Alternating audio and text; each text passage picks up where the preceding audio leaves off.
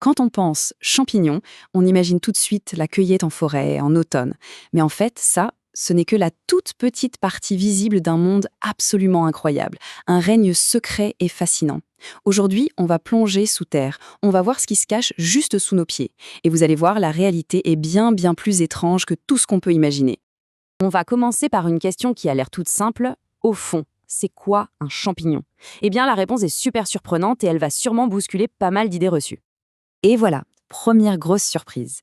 D'un point de vue biologique, les champignons sont plus proches des animaux que des plantes. Oui, on les a classés pendant très longtemps avec les végétaux, mais en fait, c'était une erreur monumentale. La différence est tellement radicale qu'en 1969, les scientifiques ont dû créer une catégorie rien que pour eux, le règne fungi. Ce n'est ni une plante, ni un animal, c'est vraiment une branche de l'arbre de la vie complètement à part. Et les différences sont fondamentales. D'un côté, les plantes, elles, tirent leur énergie de la lumière, c'est la photosynthèse, et leurs parois sont faites de cellulose. Les champignons, eux, c'est tout l'inverse. Zéro photosynthèse. Ils sont hétérotrophes, ce qui veut dire qu'ils doivent trouver leur nourriture, exactement comme les animaux. Et leurs parois cellulaires sont en chitine, la même matière qui compose la carapace des insectes. Fascinant, non? Leur façon de manger est aussi totalement unique. En fait, ils pratiquent ce qu'on appelle la digestion externe. C'est comme s'ils déroulaient leur estomac sur leur nourriture. Ils sécrètent des enzymes hyper puissantes qui vont décomposer le bois mort, les feuilles, et une fois que tout est bien digéré à l'extérieur, ils n'ont plus qu'à absorber les nutriments. Et ça nous amène à une idée super importante. Ce qu'on voit en forêt, le cep, la girole avec son chapeau et son pied, ce n'est pas l'organisme en entier, mais alors loin de là. C'est juste sa partie visible et temporaire, un peu comme un fruit sur un arbre. Le véritable organisme, lui, c'est un géant caché sous terre. C'est là que se trouve le vrai corps du champignon, une structure qui peut atteindre une taille juste inimaginable. Pour que ce soit bien clair, on va prendre une analogie toute simple. Le champignon qu'on ramasse, imaginez que c'est la pomme sur un pommier. C'est l'organe qui sert à la reproduction et qui contient les graines qu'on appelle les spores. Et donc, le vrai organisme, l'arbre en quelque sorte, c'est le mycélium. C'est un immense réseau de filaments tout fins qui court sous la terre ou dans le bois. C'est lui le vrai corps du champignon. C'est lui qui vit, qui se nourrit en permanence, à l'abri des regards. Et quand je dis immense, le mot est vraiment faible. Prenez l'exemple de cet Armillaria ostoia découvert en Oregon. On parle d'un seul et même individu génétique dont le mycélium s'étend sur près de 10 km². C'est tout simplement gigantesque. Ça donne une petite idée de l'ampleur de ces réseaux invisibles. On pense que cet organisme est potentiellement le plus grand être vivant de toute notre planète. Rien que ça. Maintenant qu'on a vu l'individu, parlons de son rôle écologique. Parce que ces champignons ne sont pas juste grands. Ils sont les véritables architectes de nos écosystèmes. C'est eux qui façonnent le monde sous nos pieds. Alors d'abord, on a ce qu'on appelle les saprophytes. Ce sont les grands recycleurs de la nature. Sans eux, imaginez, les forêts seraient complètement ensevelies sous des montagnes de bois mort et de feuilles. Ce sont quasiment les seuls êtres vivants capables de dégrader le bois. Ils transforment tous ces déchets en humus, ce sol riche et fertile qui est essentiel à la vie.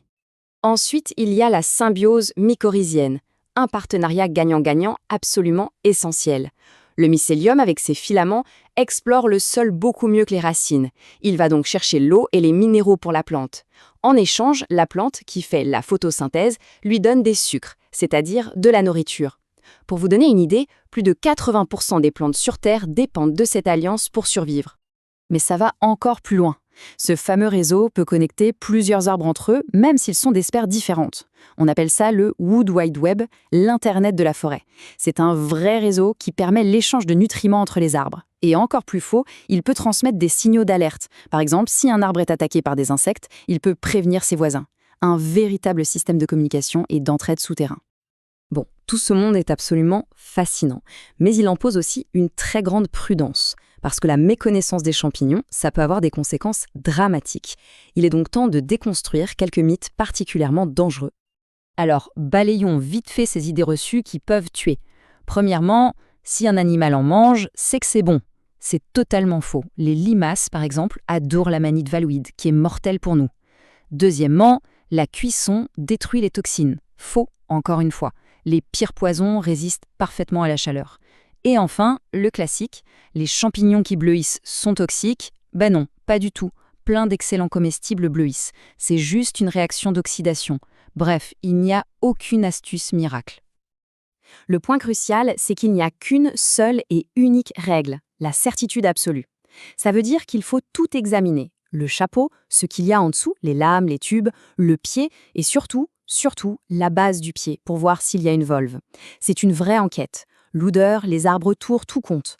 Et au moindre, au plus infime doute, la règle est simple. On laisse sur place ou on va voir un pharmacien ou un mycologue. Mais ne restons pas sur cette note de prudence. Le règne des champignons, il nous réserve aussi des capacités extraordinaires qui ouvrent des perspectives juste incroyables pour notre futur. Regardons ensemble quelques-uns de ces super pouvoirs. Il y a la capacité de produire de la lumière, un potentiel immense pour la médecine, et même le pouvoir de dépolluer notre propre planète.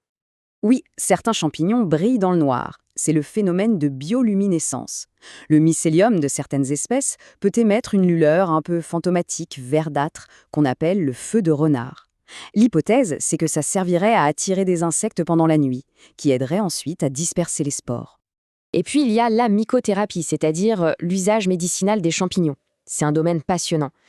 Le shiitake, par exemple, qu'on connaît bien en cuisine, contient des composés qui aident à stimuler notre système immunitaire.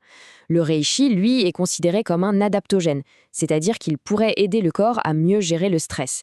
Ce sont des savoirs ancestraux que la science moderne commence à peine à valider. Et enfin, la mycorémédiation, c'est la capacité incroyable de certains champignons à nettoyer nos pires pollutions. Leurs enzymes digestives peuvent littéralement manger des hydrocarbures, des pesticides, tandis que leur mycélium peut absorber et stocker les métaux lourds présents dans le sol. C'est une piste hyper prometteuse pour réparer les dégâts qu'on a causés à la planète. Finalement, les champignons, c'est bien plus que ce qu'on imagine. C'est un règne à part entière, ce sont des géants cachés, les architectes de nos forêts et peut-être même nos alliés pour le futur. Ça nous laisse avec une question vertigineuse. Si ces réseaux permettent déjà des communications complexes entre les arbres, quelles autres formes d'interaction, peut-être même d'intelligence, existent là, juste sous nos pieds et qu'on commence à peine à soupçonner ?